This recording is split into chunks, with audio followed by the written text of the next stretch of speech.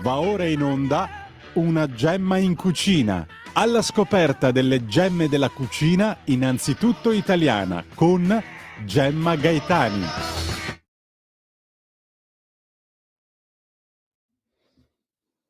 Eccoci, buongiorno, buongiorno, bentrovati, ben trovato Federico. Hai passato un buon venerdì sera? Cosa hai fatto di bello? TV. TV. Vabbè, il venerdì sera ideale, riposarsi davanti alla TV. E bentrovati e buongiorno anche ai radioascoltatori e telespettatori del canale 252 del Digitale Terrestre.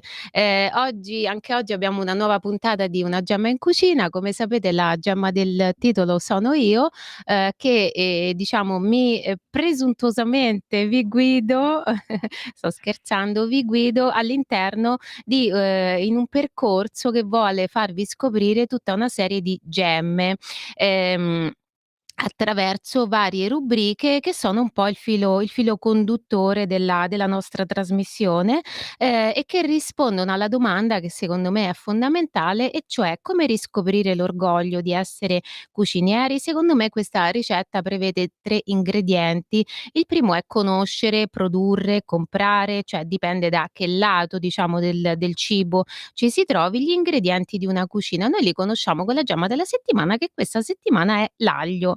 Allora, lunedì scorso è mancato Silvio Berlusconi, una figura iconica, come si dice, nel bene e nel male.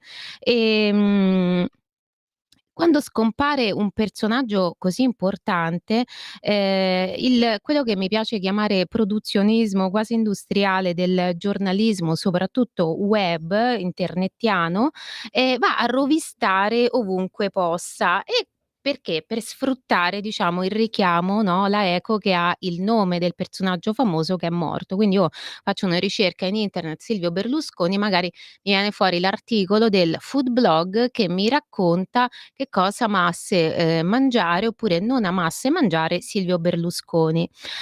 Diciamo che di questo credo d'essere l'unica che sia stata interessata da questi da questi articoli, perché anche lì ovviamente ci si è spaccati, diciamo, in una approvazione, così nostalgia nei confronti di Berlusconi e, dall'altra parte una disapprovazione, no, che quindi si riverbera anche su questo. Voglio dire che per esempio, anche l'inserto culinario di Repubblica, no, online ha parlato di questo, però non credo che i lettori di Repubblica, avessero interesse a scoprire che cosa amasse o meno mangiare Silvio Berlusconi. Io cerco di essere sempre invece distaccata, super partes, cercare di prendere il buono in tutto quello che c'è e, mi ha sempre colpito, l'ho ricordato leggendo questi articoli, ma lo sapevo già, che Silvio Berlusconi odiasse l'aglio e la cipolla. L'aglio proprio, un po' come quasi come un vampiro, aveva diciamo questa antipatia per l'aglio. E quindi la gemma della settimana di oggi è proprio l'aglio, non tanto per convincerlo a mangiarlo, essendo ciò impossibile, ma per scoprire un po' di più dell'aglio e magari convincere qualcun altro a provarlo se lo evita. Si può immaginare che per l'immaginario horror, che come sapete contempla l'aglio allontanasse i vampiri in virtù del suo odore che non è proprio piacevole. È una fragranza effettivamente molto pungente, praticamente acre, e questa è determinata dai numerosi composti organici di zolfo che contiene. In realtà veniva brandito contro i, vampiri, al pari del crocifisso, se ci pensiamo, perché aveva un riconosciuto potere anti-elmintico. Che sono questi elminti? Sono dei vermi che possono invadere l'intestino. Come quelli assimilavano la nostra alimentazione, quei vermi nel nostro intestino, così il vampiro sottraeva il sangue, e se quindi l'aglio sconfiggeva i parassiti invertebrati, il pensiero era questo, allora poteva annientare anche i parassiti di foggia umana. Era diciamo un'efficacia di fantasia contro parassiti di fantasia, però basata su una reale efficienza contro i parassiti veri. Questa efficacia di fantasia fu codificata da Bram Stoker nel romanzo famosissimo Dracula del 1897, nel quale Van Helsing scaccia Dracula proprio grazie all'aglio. L'aglio è un condimento, una spezia, un medicinale.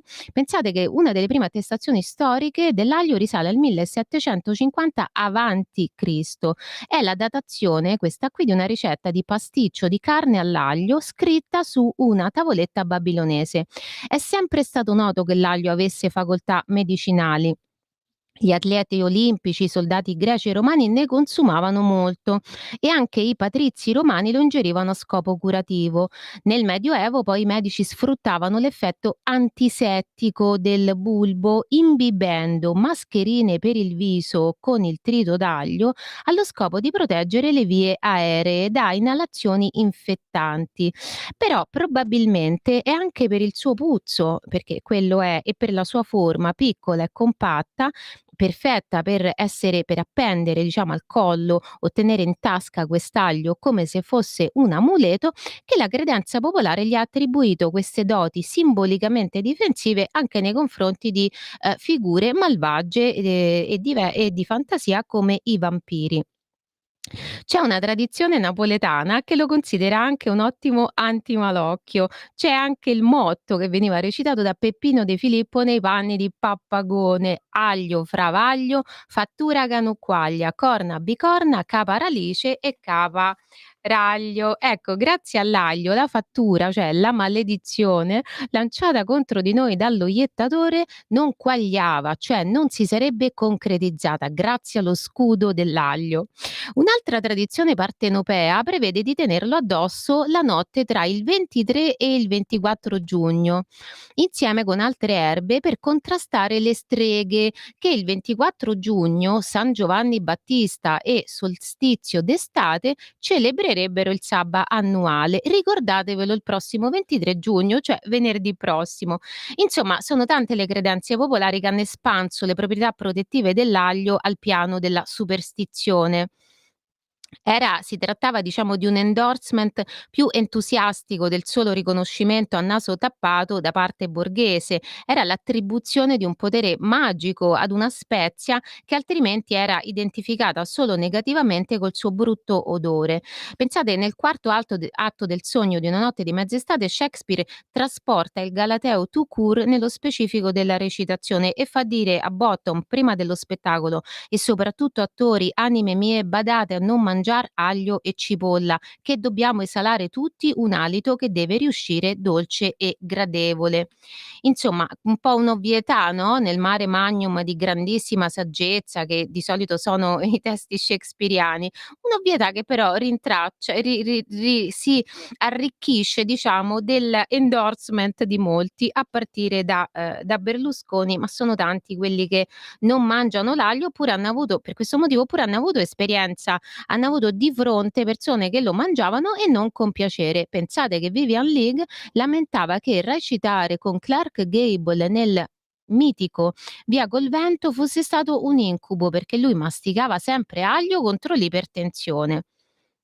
Insomma, è un pensiero trasversalmente condiviso a ragione. L'aglio intossica, sporca l'alito, perché effettivamente così è.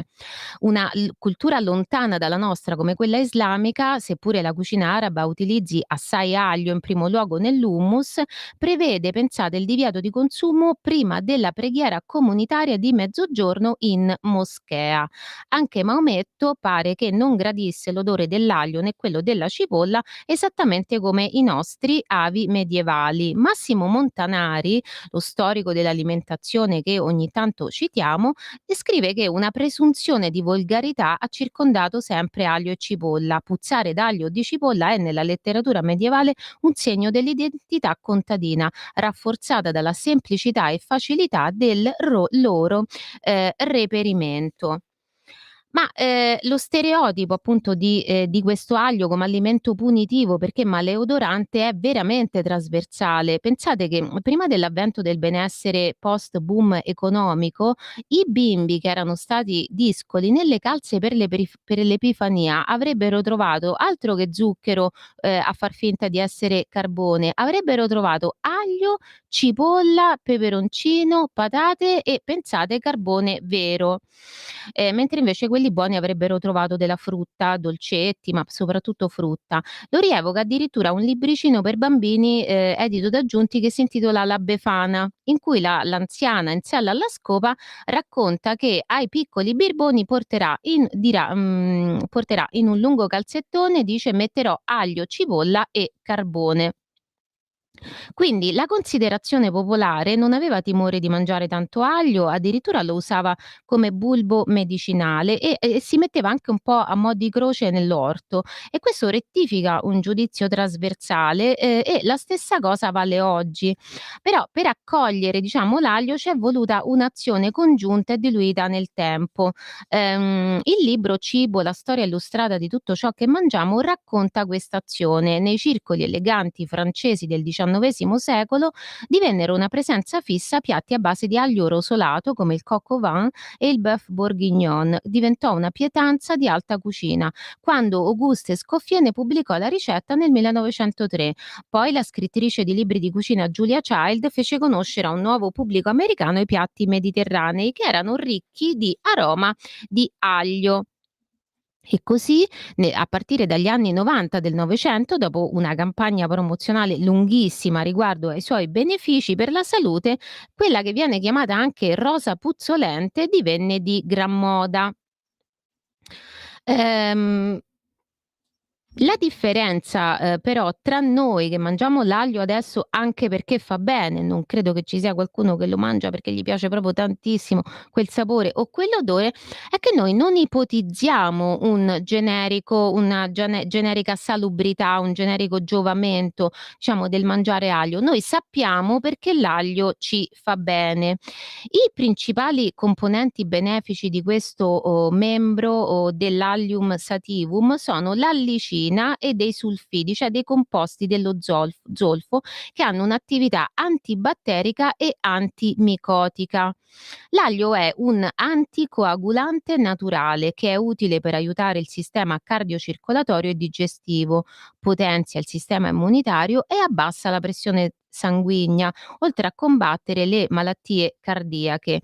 Per quanto concerne il cuore, infatti, la pressione arteriosa e la circolazione, che cosa fa questo zolfo contenuto nell'aglio? Stimola la produzione di ossido nitrico nei vasi sanguigni, rilassandoli e migliorandone quindi l'elasticità, e questo favorisce lievemente l'abbassamento della pressione sanguigna e riduce il rischio di ictus, e questo a cascata va, diciamo, ad aiutare il cuore. Per quanto riguarda il sistema immunitario, l'aglio funziona come un vero e proprio complice, perché i suoi oli volatili hanno un effetto antibiotico naturale, naturalmente leggero, parliamo sempre di aiuti, e contrastano il raffreddore e la tosse. Ma anche se avete un'afta o una gengivite, sappiate che queste possono giovarsi dalla masticazione dell'aglio. Certo, non un aglio intero, può bastare anche un pezzettino, qualche scaglia di aglio, qualche piccola fettina di aglio, per esempio per condire dei pomodori. Per sfruttare al meglio le proprietà dell'aglio è preferibile usarlo fresco, perché quegli agli conservati che ci sono nell'acqua, nella salamoia o nell'olio, riducono il contenuto di allicina davvero drasticamente.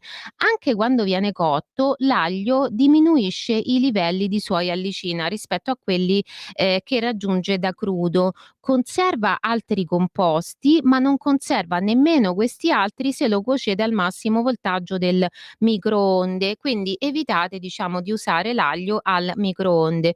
Per tagliare di cuocere l'aglio al microonde. Per tagliare la testa al toro usatelo il più possibile crudo, magari di meno ma crudo, e lasciatelo poi riposare 10 minuti prima di mangiarlo, dopo averlo schiacciato o affettato, perché questo riposo libera l'allicina. Ci si può giovare dei principi attivi dell'aglio crudo anche semplicemente distribuendolo crudo su pietanze già cotte, come fa per esempio la tradizione popolare coi peperoni cotti, spellati e conditi con l'olio d'oliva, il sale, il pepe e l'aglio. Altro grande classico è la bruschetta all'aglio, detta fettunta in Toscana, ma in tutta Italia ci sono ricette che prevedono appunto di abbrustolire appena una fetta di pane e poi strofinarci sopra dell'aglio crudo e poi condire con olio extravergine di oliva o sale. E poi questo è una piccola mia idea, nessuno ci vieta di, crudizzare, diciamo così, delle ricette che prevederebbero l'aglio cotto. Per esempio noi possiamo fare un aglio, olio e peperoncino soffriggendo soltanto il peperoncino dentro l'olio e poi unendo a freddo, dopo che ci abbiamo messo la pasta, anche, appunto delle fettine di aglio. Il calore della pasta intiepidirà un pochino l'aglio, però non ne intaccherà, assolutamente i benefici curativi, perché non sarà un aglio cotto, ma un aglio riscaldato. Noi siamo, diciamo, abbastanza grandi mangiatori di aglio come italiani, ma non siamo dei produttori di rilievo internazionali. Però con questi chiari di luna globalisti che ci sono, noi possiamo accontentarci già di consumare aglio italiano che troviamo. Quindi facciamoci però attenzione quando facciamo la spesa perché ci ritroviamo di fronte alla situazione che riguarda una serie infinita di nostre altre culture. Abbiamo degli agli eccellenti, ma non sempre l'aglio che troviamo al supermercato è italiano. Abbiamo per esempio l'aglio di Caraglio che è un presidio slow food ed è molto delicato. C'è l'aglio bianco polesano DOP, c'è l'aglio di Vessalico, c'è l'aglio di Voghiera DOP o c'è l'aglione della Chiana, detto così perché raggiunge anche dimensioni grandi. È proprio letteralmente un aglione. Pensate che il supergigante ha dei bulbi di diametro superiore a 90 millimetri.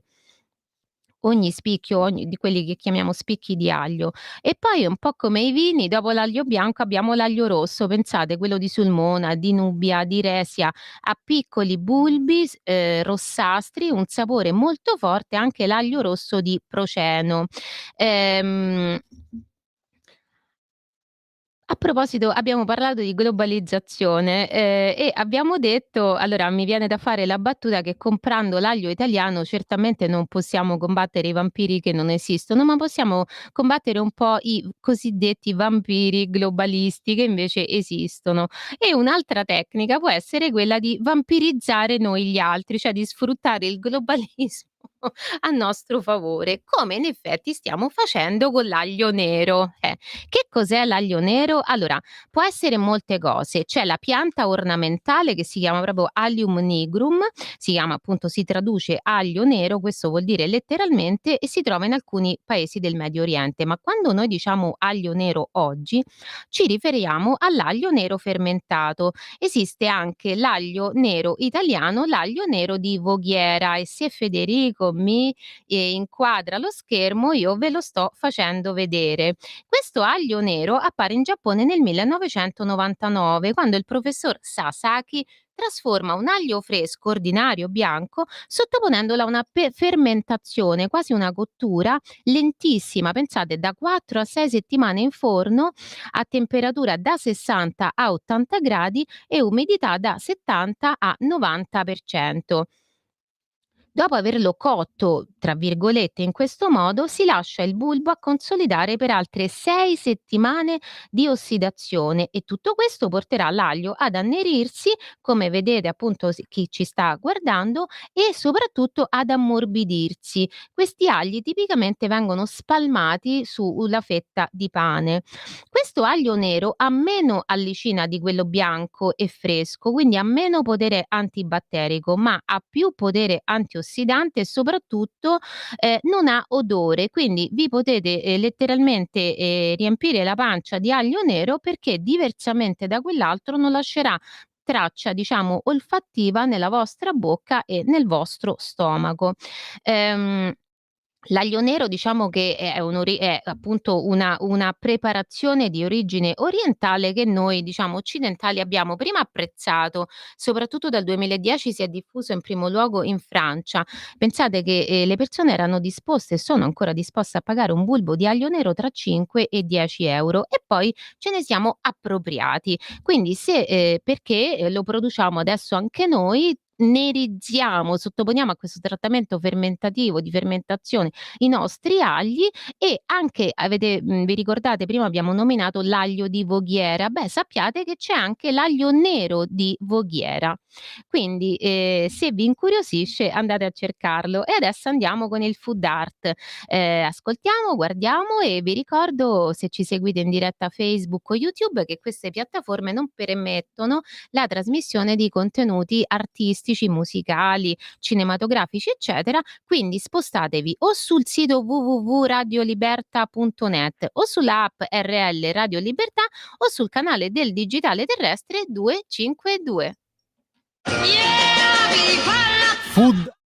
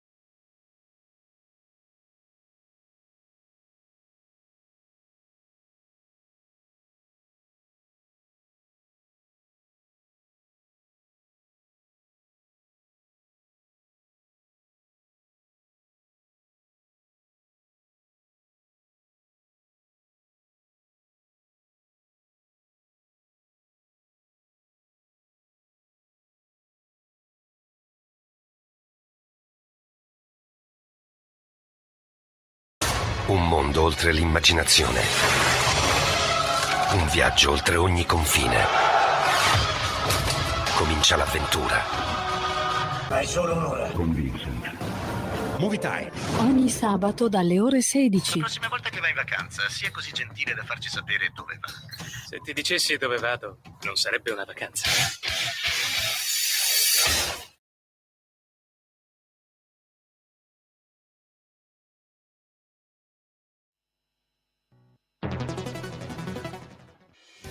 Quotidiano di Sicilia, il quotidiano d'Italia, l'informazione che ribalta i luoghi comuni, una vera visione dei fatti, l'Italia vista da sud. Ogni siciliano che vive in Italia e nel mondo è una risorsa, è protagonista della crescita della nostra nazione.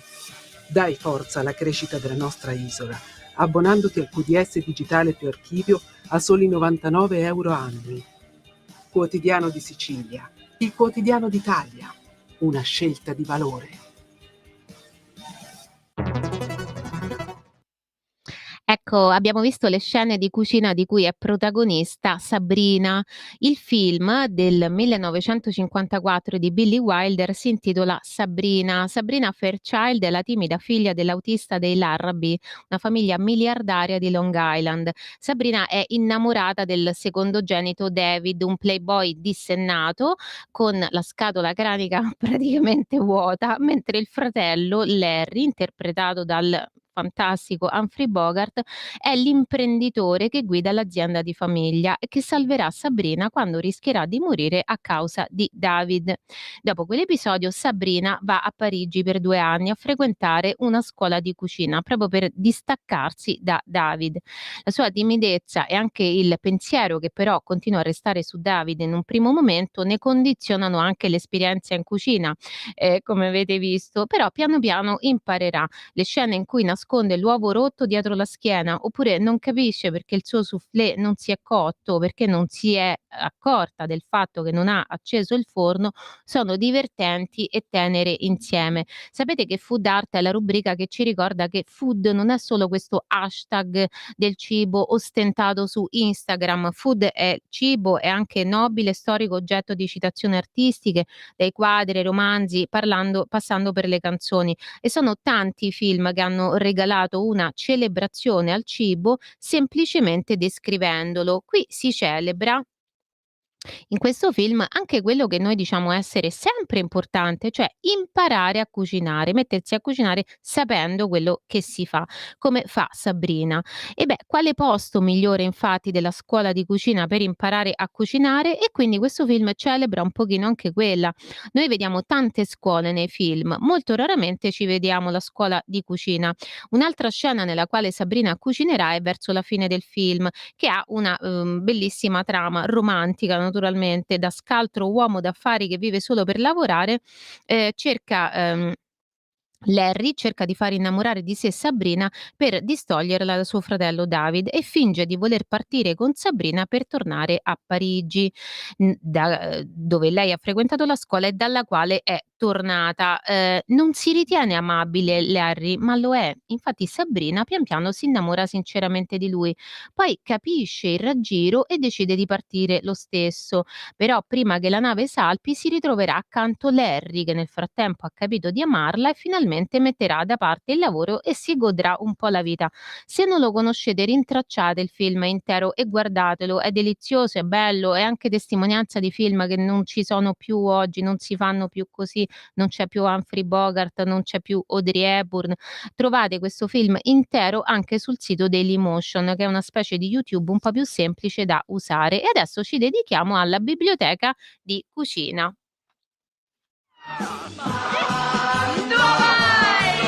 La biblioteca di cucina.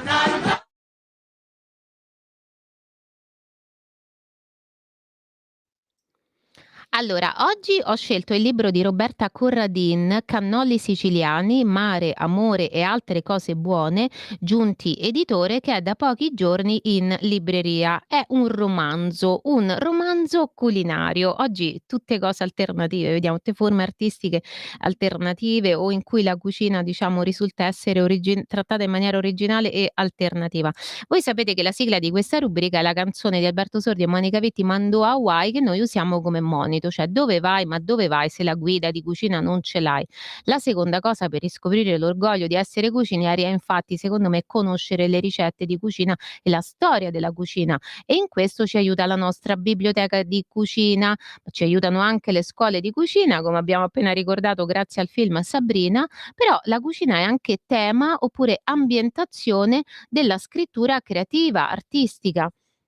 Quindi non divulgativa come sono invece i ricettari, né critica o storica, e oggi parliamo di quello. Ve ne leggo un pezzetto. E questa che viene tutte le sere a mangiare un piatto soltanto, tutte le sere un piatto diverso, qualche volta di rado anche un dolce, non beve, solo ogni tanto quando non è sola ordina un calice di vino che le basta per tutta la cena, nemmeno lo finisce. Caruccia, qui c'è da pagare un mutuo, come pensi di cooperare al progetto? Ovviamente ha un computer portatile.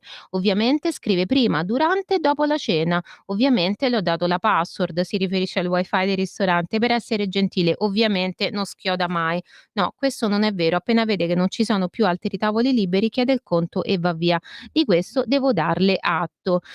Questo dice Nisso, questo chef belloccio e un po' arrogante, che ricorda un giovane Antonio Banderas e ha 2 ristoranti di Arianna.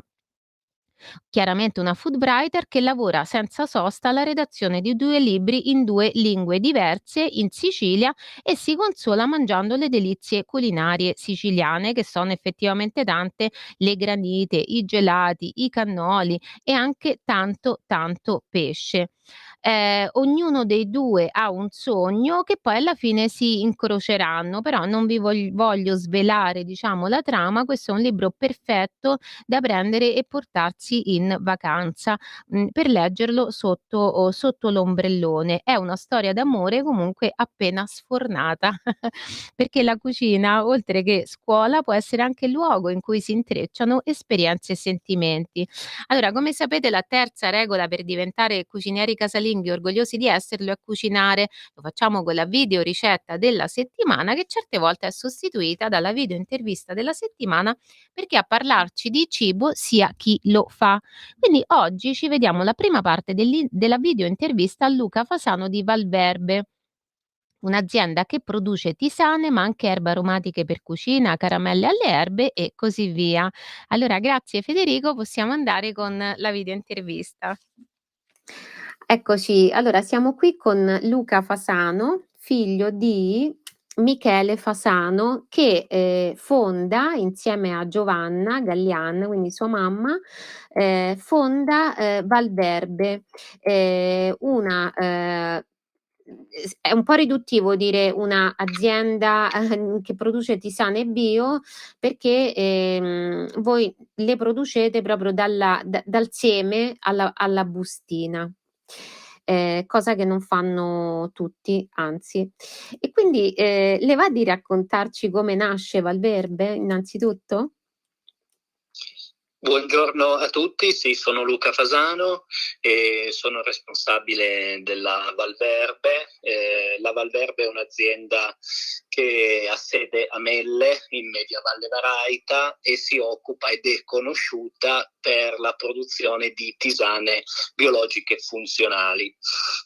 Ciò che ci ha portati qui oggi è una storia di oltre 40 anni di esperienza nel campo di coltivazione di piante medicinali. Infatti la mia azienda nasce per volontà dei miei genitori, che negli anni '80 si sono trasferiti a Bellino, un piccolo paese a 1500 metri di altezza nel Basso Piemonte in Alta Valle Varaita, che è stata proprio la culla della nostra attività, che è iniziata un po' per gioco, un po' per scherzo, coltivando e recuperando piccoli terreni di montagna di proprietà di mia mamma e della sua famiglia, in quanto lei era originaria di questo piccolo borgo.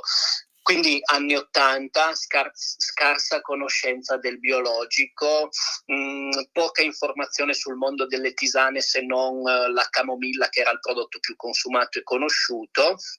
E i miei genitori hanno iniziato questa avventura proponendo una qualità elevata di piante coltivate in montagna, in quella che è veramente un paradiso a livello di biodiversità, nel senso che la montagna, in particolare la nostra zona, offre davvero tante specie botaniche a livello spontaneo.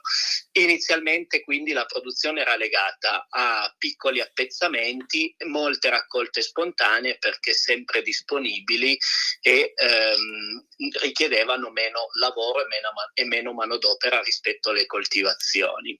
Questo processo di evoluzione è andato avanti per circa 10-15 anni, fino agli anni 2000, periodo in cui poi si sono strutturati, ci siamo spostati qui a Melle, dove abbiamo realizzato questa struttura di 4.000 metri quadri coperti e dove abbiamo poi fondato le basi per creare un qualcosa di più evoluto anche a livello di grafica, di struttura commerciale, di packaging e in particolare di confezionamento, perché dagli anni 2000 l'azienda si è evoluta da semplice, tra virgolette, semplice produttrice di piante medicinali all'ingrosso a un'azienda che allungava la filiera, quindi si occupava sempre della parte agricola, ma allungava il processo con ovviamente l'essiccazione, che già c'era prima,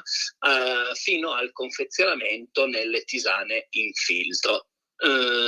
Questo cosa ha comportato? Ha comportato effettivamente un'evoluzione importante nella valorizzazione del prodotto, che è stata poi la chiave del successo, perché si è riusciti a valorizzare la qualità del nostro prodotto, dando funzionalità alle tisane in filtro, quindi chi prende una tisana Valverde percepisce effettivamente la funzionalità indicata sull'astuccio.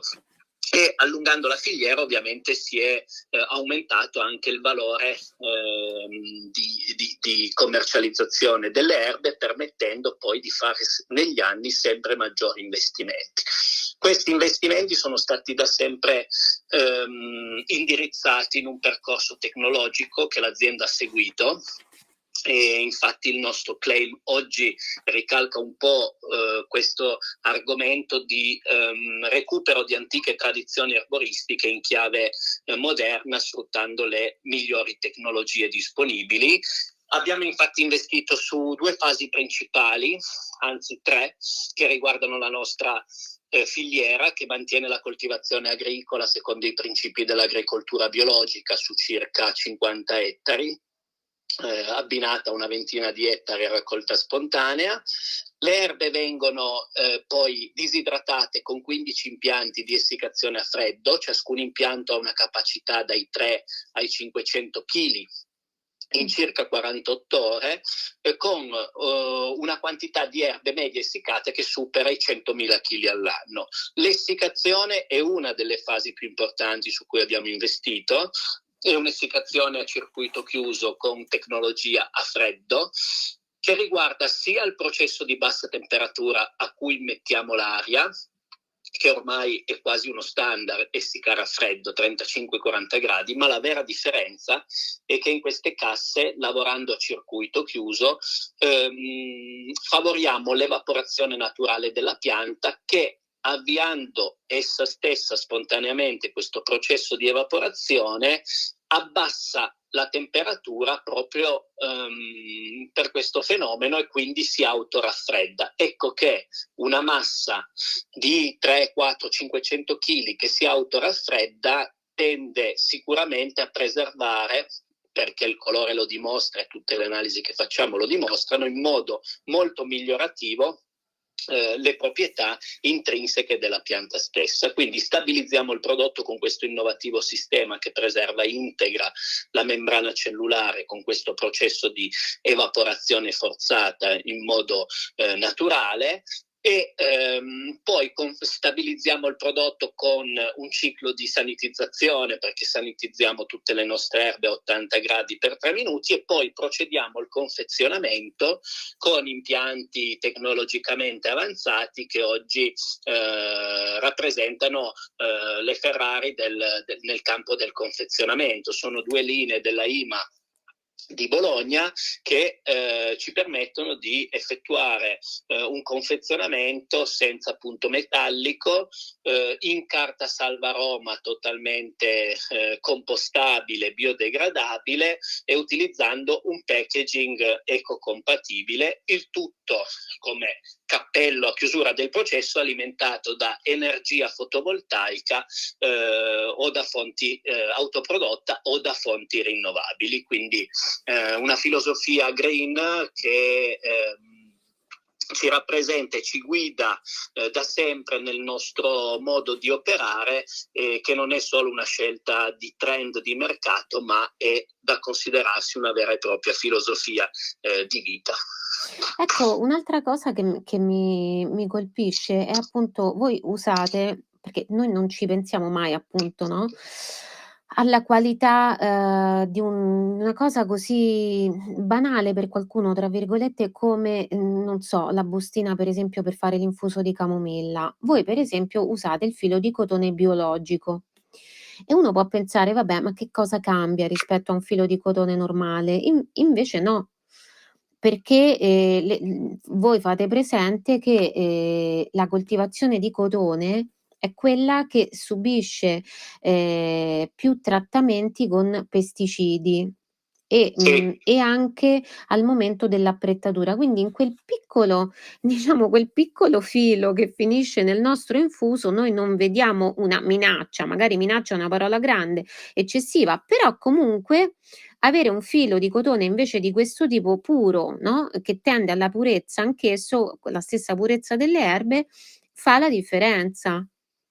Certo, hai evidenziato uno degli aspetti importanti, non certamente l'unico, però su cui si è riposta la nostra attenzione, ossia quella di utilizzare filo di cotone da agricoltura biologica con cui cuciamo e chiudiamo le nostre bustine, perché il cotone è una delle piante più trattate. Ovviamente, se il nostro intero processo è bio, ci sembrava fondamentale mantenere un'etica anche in questa parte di confezionamento, che riguarda anche il vestito con cui vestiamo i nostri prodotti, che è anche quest'ultimo indice poi della qualità e dell'attenzione che l'azienda ripone nell'intero processo e in tutte le sue fasi. Qui quello che mi colpisce poi è che si tratta di un green, cioè il vostro green, no, sa adesso va molto di moda, no, parlare di green e si parla anche di greenwashing, cioè di quelle aziende che mettono in scena, diciamo, no, un ecologismo di facciata, ma poi nella realtà non è così. Invece voi siete proprio stati radicali in questo, no, cioè ho letto intervista, a suo padre nella quale parlava del fatto che prima che cominciasse lui, le erbe di montagna erano considerate, quasi dei beni poveri, cioè venivano appunto i grossisti, acquistavano le erbe raccolte localmente e poi decidevano loro il mercato e poi, appunto rivendevano, producevano in una maniera che è diversa da quella che siete invece riusciti a mettere in piedi voi e che dà secondo me anche cioè l'etica si proietta anche su chi coltiva o raccoglie, spontaneamente, quando sono spontanee, queste erbe di montagna. Quindi avete un po' ridato un valore, anche alla concezione ecologica diciamo, tradizionalista, cioè questa è una tradizione le erbe di montagna sono un fatto proprio che appartiene alla tradizione, anche medicale, no, perché poi la tisana ha, diciamo, degli effetti appunto funzionali che sono importanti. Sì, sicuramente le piante medicinali sono da sempre state un rimedio antico e spesso ancor più in montagna utilizzate a livello di famiglia come tradizione, quindi una sorta di medicina popolare nata sia nelle famiglie, ma non solo di montagna, anche della bassa valle, e portata avanti poi anche a livello monastico, quindi piccole comunità di monasteri che avevano il giardino botanico e là venivano creati i primi rimedi che rappresentavano sia a livello infusionale che gemoterapico una sorta di linea che poi è stata seguita da molte aziende moderne di oggi, tra cui anche noi.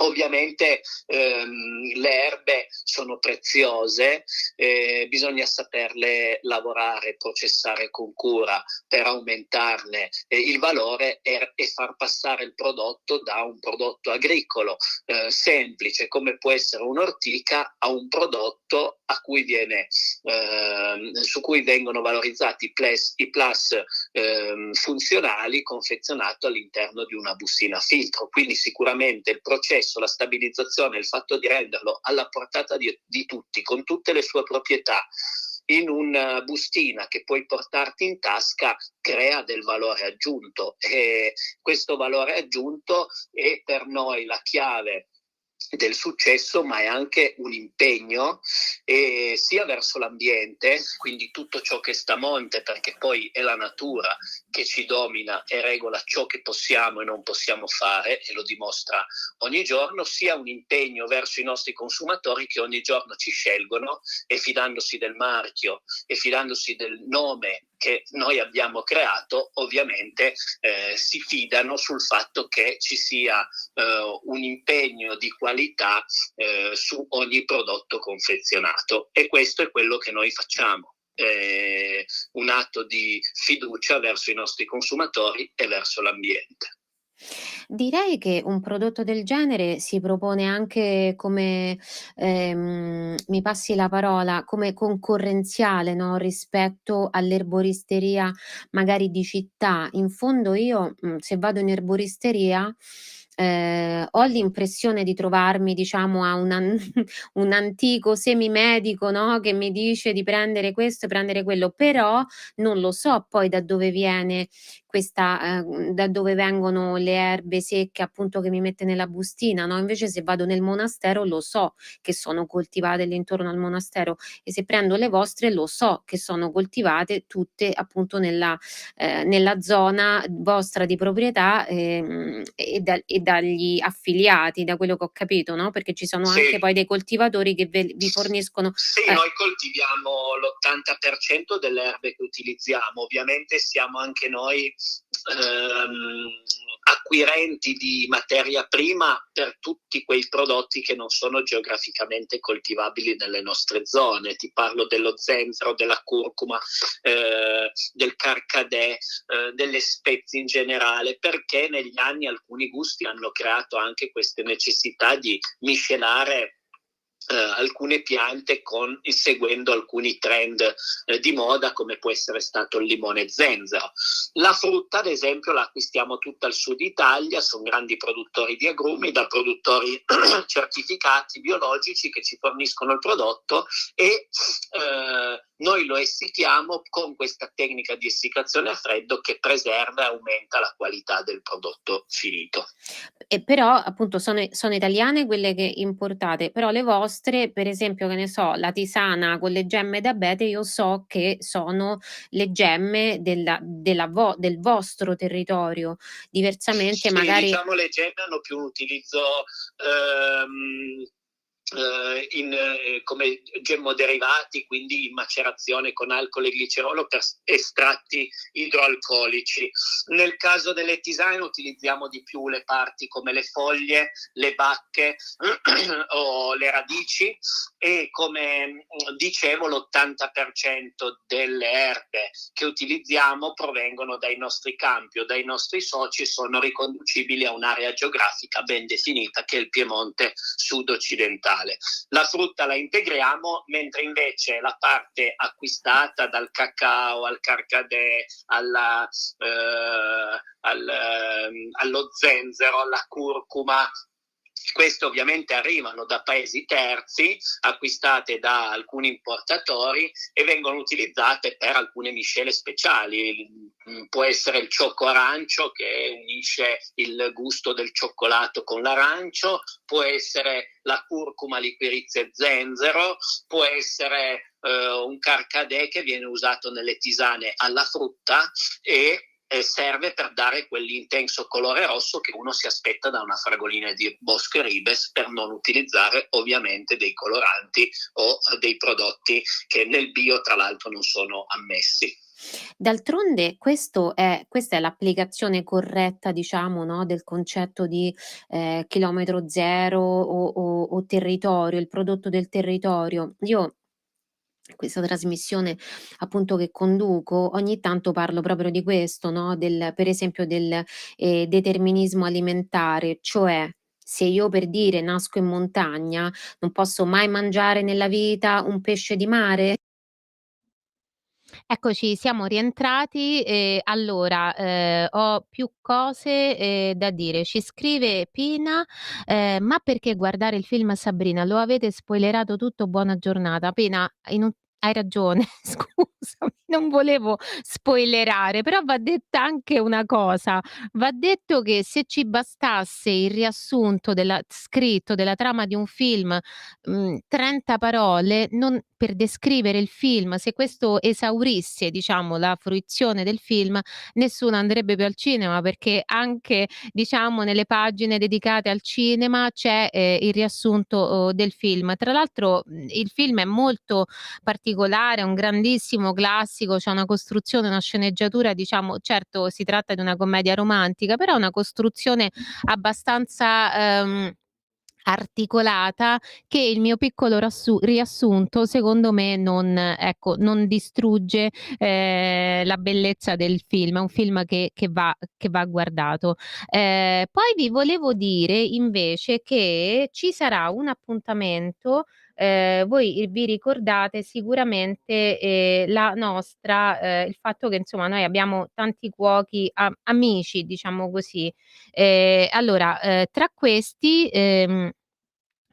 c'è, Anna Dente, che non c'è più, è scomparsa. Noi abbiamo intervistato anche, sua figlia, vi voglio dire che, c'è un appuntamento, c'è la presentazione del libro L'ultima ostessa, che è stato un nostro, libro consigliato dalla biblioteca di cucina, sempre il 23 giugno, prossimo alle 19:30 alla Lega Navale di Barletta. Quindi ci sarà la chef Ambra Romani, modererà la giornalista Floriana Tolve e sarà presente Angela Ferracci, che noi abbiamo intervistato, vi ricordate?